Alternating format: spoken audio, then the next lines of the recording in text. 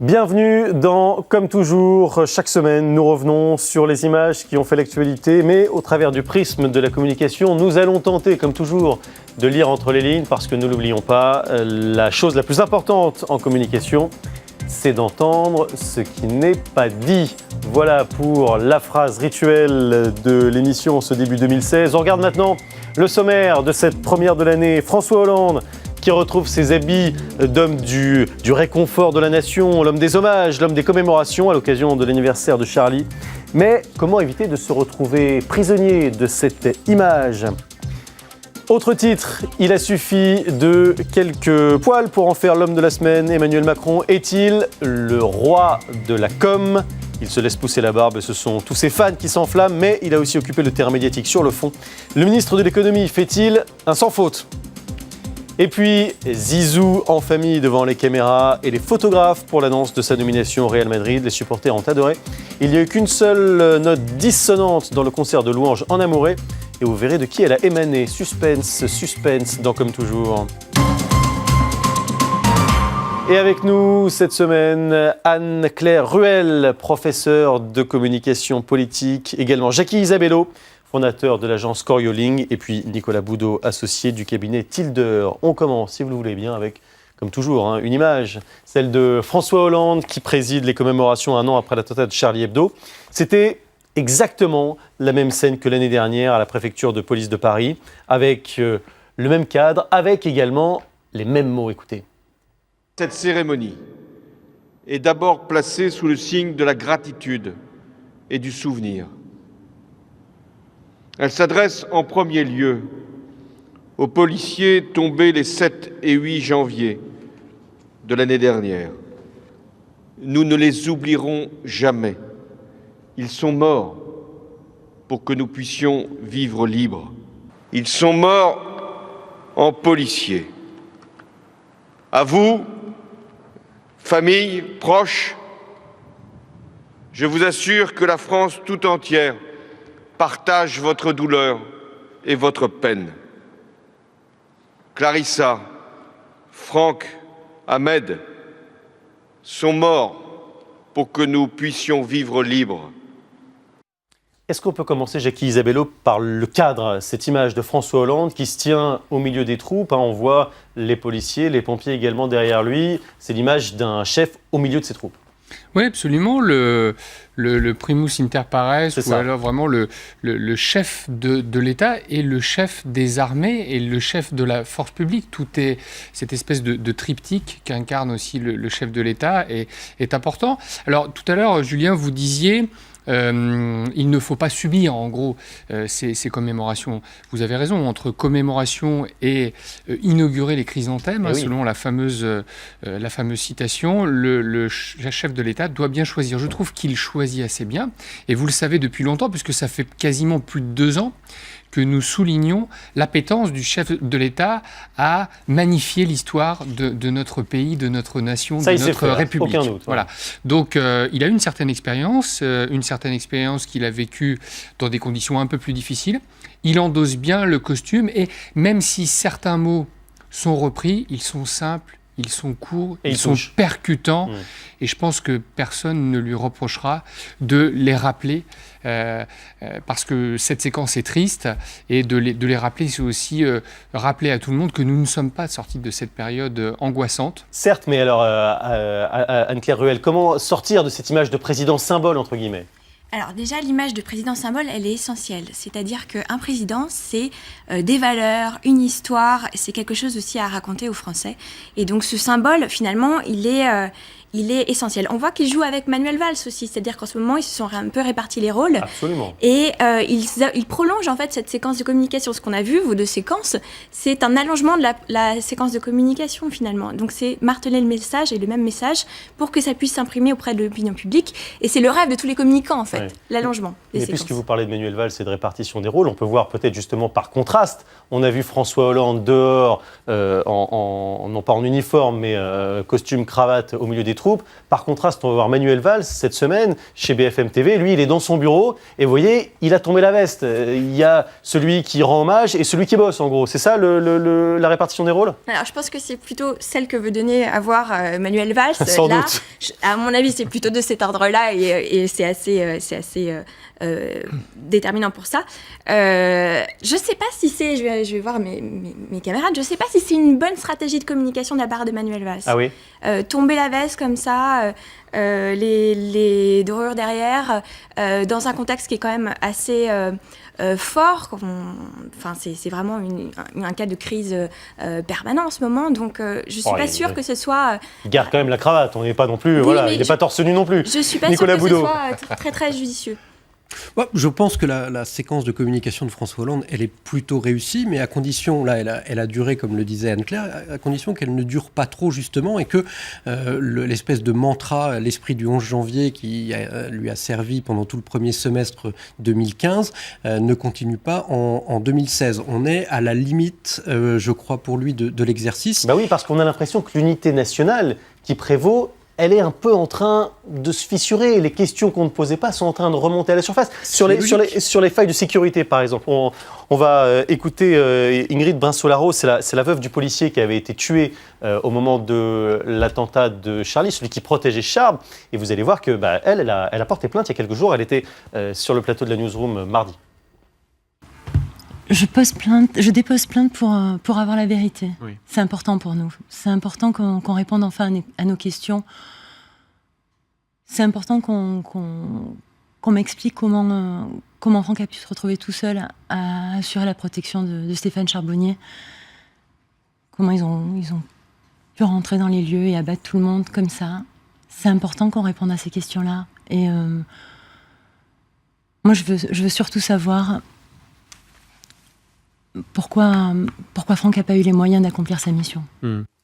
Alors il y a elle, il y a également Maryse Wolinski, Nicolas, il y a eu les polémiques aussi sur l'assaut à Saint-Denis. On voit que le ton change. C'est assez logique, nous sommes 1 an après, et puis celles et ceux qui ont respecté une période de deuil bien normale et bien naturelle veulent maintenant savoir et portent sur la place publique, prennent à témoin l'opinion publique pour justement savoir. Donc pour François Hollande, pour reprendre mon propos de tout à l'heure, on est à l'extrême limite et à la dernière limite. Il ne faut pas oublier non plus que depuis novembre, nous sommes dans une période d'état d'urgence qui dure. Les polémiques au niveau parlementaire sur la déchéance de nationalité n'en finissent plus de finir finalement. On ne sait plus quelle est la ligne politique qui va être suivie par le gouvernement. Il est temps, je crois, pour le couple exécutif de peut-être reprendre le cours de l'activité politique plus classique sur les questions économiques, sur les questions sociales, en n'oubliant pas évidemment la sécurité qui reste préoccupante, mais en la mettant en deuxième ligne. Avec des gaffes qui font très très mauvais genre. J'ai parlé de Wolinski, ça ne vous aura pas échappé. Sur la plaque commémorative, le nom de Wolinski avait été mal orthographié.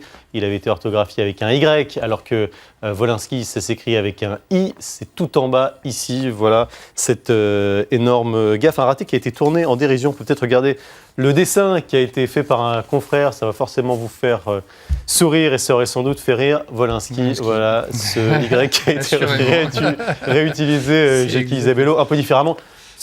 Affaire catastrophique quand même, franchement.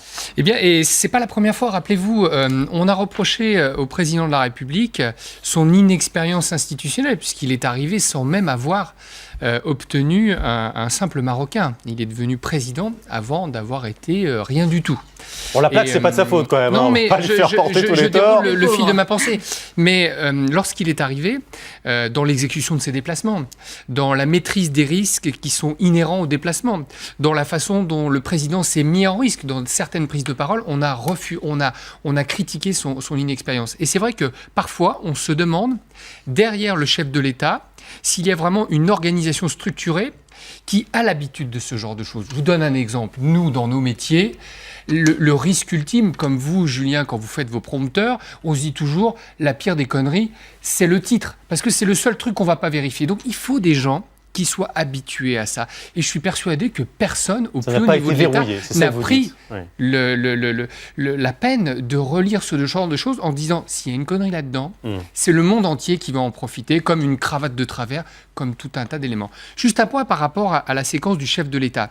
Non, le chef de l'État, il profite encore de ça, et il va en profiter tout le mois de janvier, parce que c'est la période des vœux, et surtout, et ça peut-être que moi j'y suis un peu plus sensible, parce que étant très impliqué dans les domaines militaires, mais il est au sein des forces de l'ordre, des forces de l'armée, et ce sont des gens qui sont en uniforme.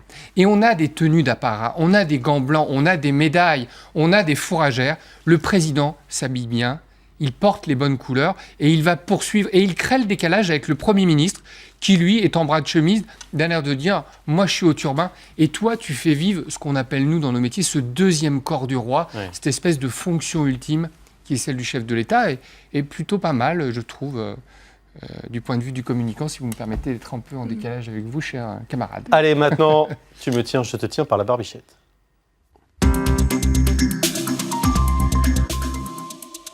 Parce qu'on va continuer à parler de communication politique avec une image qui aura frappé pas mal de monde cette semaine, c'est cette image-là. Emmanuel Macron, barbu, il a fait sa rentrée avec une barbe de 3 jours. Vous le trouvez comment, Anne-Claire Ruel ? Alors pourquoi moi Parce que c'est votre tour, figurez-vous. Ça n'est pas du tout misogyne comme remarque. Écoutez, moi, ça me barbe en fait. Ah Cette histoire de communication sur Emmanuel Macron, ça me barbe au sens... ras-le-bol. Ras-le-bol. C'est-à-dire que, vous savez, les communicants s'opposent toujours. Il y a deux familles. Il y a la famille où on dit la cravatologie, donc c'est ceux qui regardent vraiment le nœud de cravate, justement... Et la barbologie. Et ceux qui sont plus axés sur le conseil et à dominante politique, évidemment. Quel message politique on veut faire passer. Et vous savez que c'est une guerre fratricide au sein des communicants sur ces deux aspects-là. Et là, je crois qu'on est en plein là-dedans, c'est-à-dire que quel est l'intérêt ? Alors, ce qui est intéressant, c'est plutôt de voir les réactions. On a Maryse Lebranchu qui a dit que c'était un coup de com'. On a le Canard enchaîné qui a dit que Bernard Cazeneuve avait fait une petite blague en disant qu'il s'était radicalisé. Donc c'est plutôt intéressant de voir les réactions un petit peu autour qui montrent aussi comment il se positionne. Alors sur un autre thème peut-être, non je ne vais pas voir ça avec vous parce que j'allais parler des soldes, on va encore dire, voilà, c'est vraiment, mais bon bref, les clichés. Nicolas Boudot, il a frappé sur le fond Emmanuel Macron parce qu'il a fait les soldes, lui qui parle toujours d'économie numérique, de modernité, il a attendu le jour des soldes, alors qu'aujourd'hui il y a les ventes privées, il y a les promos, et il n'a pas fait ça sur Internet, il est allé physiquement au centre Beaugrenelle. Pourquoi il a fait ça ? Ça peut sembler un peu ringard. Ah, c'est pas du tout ringard, parce que filmer quelqu'un qui fait ses courses sur un ordinateur, justement, c'est pas excellent pour l'image, et vous l'auriez probablement pas diffusé sur LCI. Quand on fait une séquence sur les soldes, c'est un marronnier du début du mois de janvier, et comme c'est un marronnier, il faut se déplacer dans un centre commercial. C'est comme quand on fait la rentrée scolaire, on voit toujours des petits-enfants de 7-8 ans rentrer dans l'école avec le cartable sur le dos. C'est une image symbole du début du mois de janvier, du ministre même pour lui qui parle de numérique, qui s'est envolé juste après pour Las Vegas, pour le Consumer Show. Peu importe, ça fait partie des images intangibles avec lesquelles il ne faut pas trop déroger pour ne pas justement troubler trop les Français. Donc en ce sens, c'est plutôt une réussite de sa part. La barbe, c'est autre chose. Alors, je passe la parole à un autre barbu, Jacques Isabello, qui s'y connaît.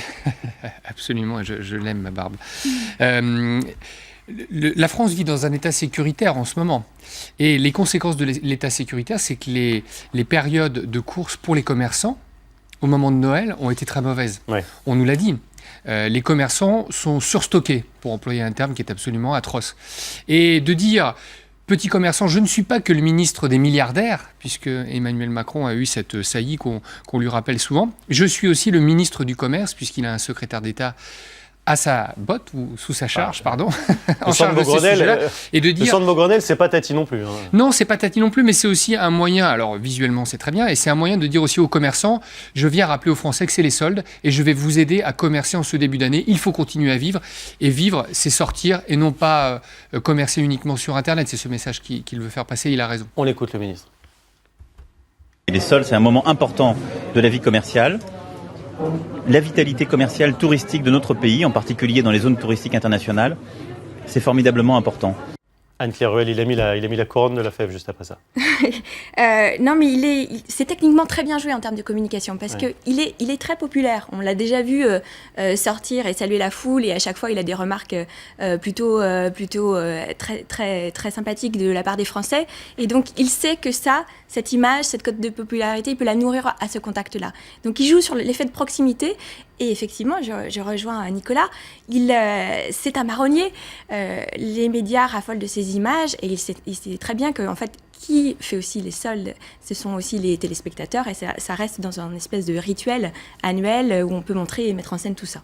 Et bravo aux monteurs et à Bastien, parce qu'il fallait choper la seule bonne phrase, qui était de dire à Anne Hidalgo: tu ne voulais pas que je mette Beaugrenelle dans les zones internationales. Absolument. Et j'ai mis Beaugrenelle et je me déplace à Beaugrenelle et je rappelle que j'ai eu raison. Et ça, c'est plutôt pas mal que vous ayez chopé ce morceau de phrase et que vous l'ayez diffusé. Bastien Morassi qui prépare cette émission. Une dernière image aussi sur le fond, là toujours, Emmanuel Macron dans une interview au Monde qui dit « on n'a pas tout fait contre le chômage ». Et Nicolas Boudot, cette phrase, elle est intéressante. Parce que, justement, c'est une réponse un peu à François Mitterrand, il y a 30 ans. Elle fait écho à François Mitterrand il y a 30 ans, exactement. C'est Emmanuel Macron qui coupe les liens, finalement, avec les Mitterrandis 30 ans plus tard.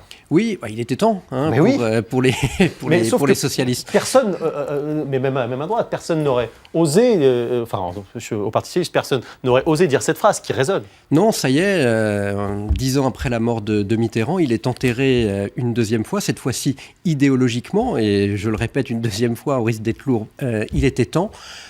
Emmanuel Macron a un destin devant lui, peut-être présidentiel. En tout cas, je ne sais pas si il va y penser en rasant sa barbe d'ici 2022, 2027, peut-être dès 2017, sait-on jamais. Ouais. Et en tout état de cause, l'interview qu'il a donnée au Monde en disant on n'a pas tout essayé sur le chômage, montre qu'il est volontaire et qu'il a envie de faire bouger les choses, et montre qu'il veut créer une forme de rupture à gauche aussi, avec l'icône absolue qu'était encore François Mitterrand. Et la mort de François Mitterrand, c'était il y a 20 ans, et non pas 10. Voilà. Direction les États-Unis maintenant.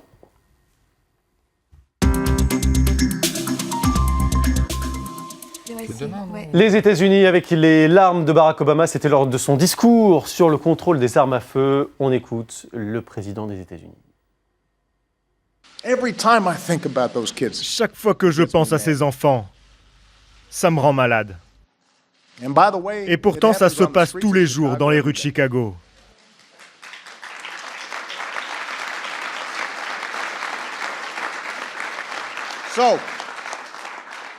Chacun de nous doit demander au Congrès d'être suffisamment courageux pour nous soutenir.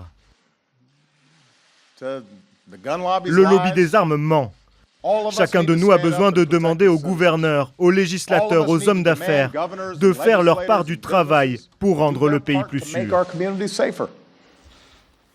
Alors il pleure décidément beaucoup, le président des États-Unis. Quelques jours plus tôt, c'était face à Aretha Franklin que l'émotion l'avait aussi étreint. Et puis surtout quelques années plus tôt, lors de la tuerie de Newton, toujours sur le sujet des armes à feu, là aussi, il avait éclaté en sanglots. Ah, évidemment, pas de procès d'intention, l'émotion, elle est certaine. Mais bon, on peut se dire, Anne Clairel, voilà, on le revoit à l'époque de Newton, on peut se dire que, en France, par exemple, ça serait inimaginable. Un président retiendrait ses larmes.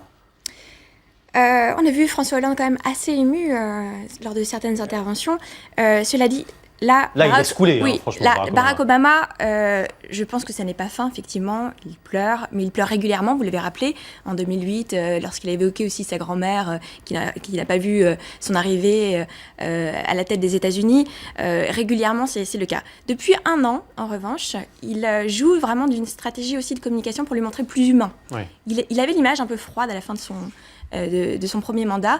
Et là, il sait qu'il part. Voilà, il part au bout d'1 an. Et l'image évolue.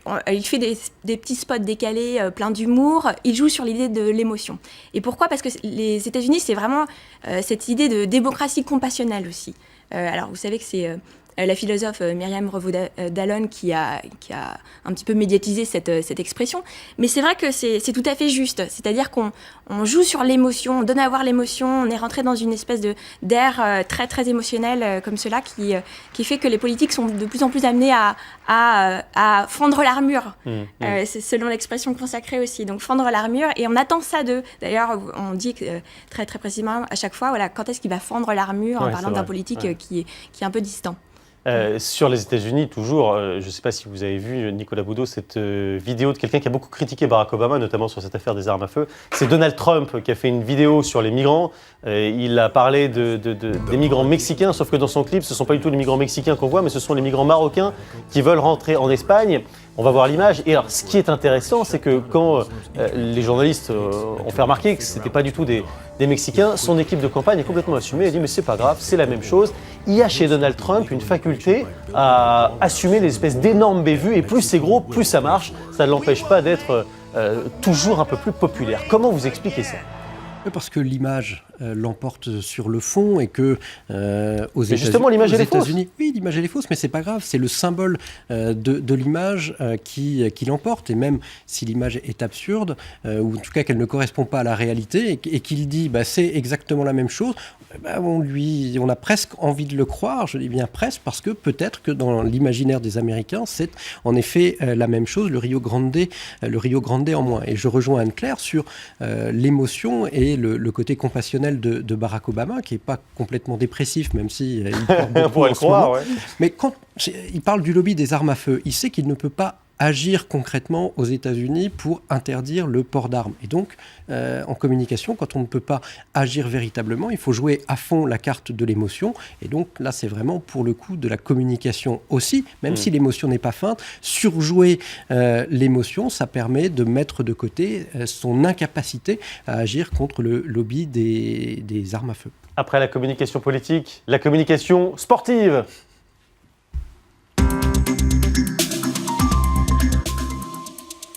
Parce que l'actualité sportive est forte cette semaine. Il y a notamment Michel Platini qui annonce qu'il retire sa candidature à la présidence de la FIFA, annonce faite via l'équipe. Et puis il y a eu aussi cette semaine un événement qui a marqué l'actualité footballistique, c'est l'arrivée de Zinedine Zidane à ce qu'on appelle la Maison Blanche. La Maison Blanche, c'est le surnom du Real Madrid. Zidane en devient l'entraîneur. On entend l'ovation ici des supporters quand il arrive sur le terrain pour son premier entraînement. C'est ça le petit brouhaha que vous entendez. Il y avait 5000 personnes qui ont acclamé Zizou quand il est apparu sur la pelouse. Mais surtout, il est venu lors de la présentation officielle avec femme et enfants, 4 fils je crois, et sa femme. Dans quel but d'après vous, Jacques Isabello ?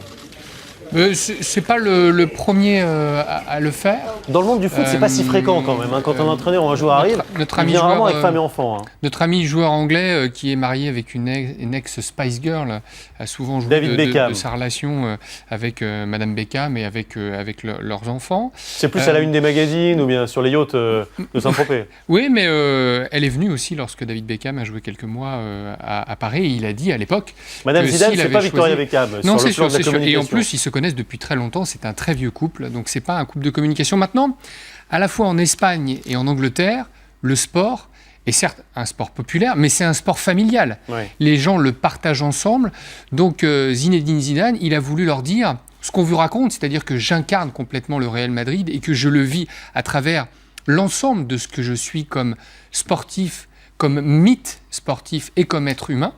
Eh bien, voilà, je viens avec ma famille pour l'exposer, et c'est ainsi. Mais je ne le verrai pas plus que ça comme étant un symbole de communication. C'est un symbole d'honnêteté, peut-être de politesse vis-à-vis des Espagnols qui, eux, se déplacent au foot en famille beaucoup plus facilement que nous, qui avons toujours peur de se prendre une bouteille ou une insulte mal placée lorsqu'on se déplace dans un stade. Alors il est naïf, franchement, c'est son côté fleur bleue. Pas du tout d'accord, mais pas du tout d'accord avec ce qui vient d'être dit. C'est évidemment, je fais du volleyball, je l'avoue. c'est évidemment un grand moment de communication. Pourquoi ? Parce que les enfants de Zidane sont aussi au Real. Il y en a 2 d'entre eux. Il y en a 2 d'entre eux qui évoluent au Real. La femme de Zidane est d'origine espagnole. Elle joue au Real. Oui, j'allais essayer de faire la blague, mais vous m'avez devancé. Voilà. Non, elle est aussi d'origine espagnole. Il montre ses enfants qui font tous du foot. C'est un grand moment de storytelling. Qu'est-ce que c'est le storytelling ? C'est allier l'émotion à la raison pour susciter l'adhésion. On fait le parallèle avec ce qui a été dit avant pour Obama. Donc c'est un grand moment de communication, évidemment. Et Zidane, c'est pas c'est quand même un communicant modéré, toujours. Mais en tout cas un adepte des gestes, de certains gestes de communication dont tout le monde se notamment souvient. Les coups de boule, c'est ça que vous voulez dire ? Oui, c'est-à-dire qu'il réussit très bien. Très belle reprise de volée aussi, puisqu'il a donné la victoire au Real Madrid. On va l'écouter si vous voulez bien, Zidane. C'est vrai que il a un côté un peu taiseux. On l'a constaté d'ailleurs lors de sa conférence de presse. Le rôle d'un entraîneur, c'est d'avoir des résultats. Et ce sera la même chose pour moi. Malgré mon passé, malgré tout ce qui s'est passé en tant que joueur. Je pense que le plus important aujourd'hui, c'est une nouvelle étape qui commence pour moi. Et l'important, c'est de gagner des matchs.